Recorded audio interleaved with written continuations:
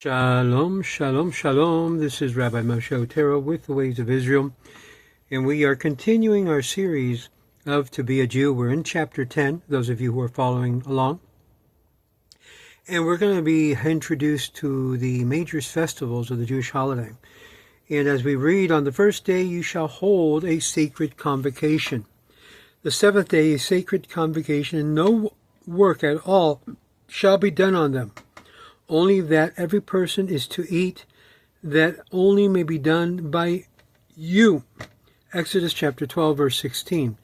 In addition to the daily way of life with its recurring spiritual high points, the Sabbath, every seventh day, there are festivals and appointed sacred seasons, special occasions which add special extra spices, as it were, and additional color to the Jewish life.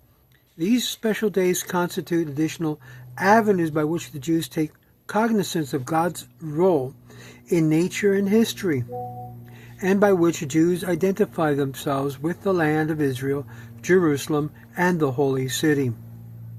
They embody the deepest yearning and values of the Jewish people. The holidays provide opportunities for the Jews to celebrate and rejoice in the historical spiritual events which made them a nation and a faith. They provide the opportunity to celebrate the victories, the success of people, as well as mourn and grieve over tragedies that have been, you might say, the suffering points of the Jewish people.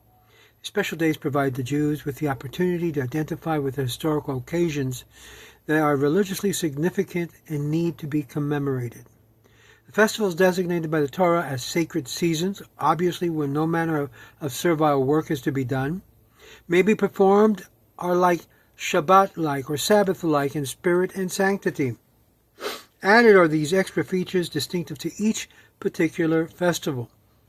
Though the intermediate days of the festivals and the post-biblical holidays do not possess the same level of Shabbat-like sanctity, the observances that are unique to each festival respectively contributes immeasurably to making even those days distinctive and some quote-unquote something special in the life of the Jew.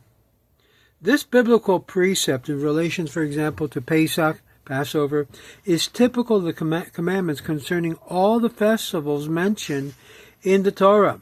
Those are festivals like Pesach, Shavuot, Sukkot, Shemini Atzeret, Rosh Hashanah.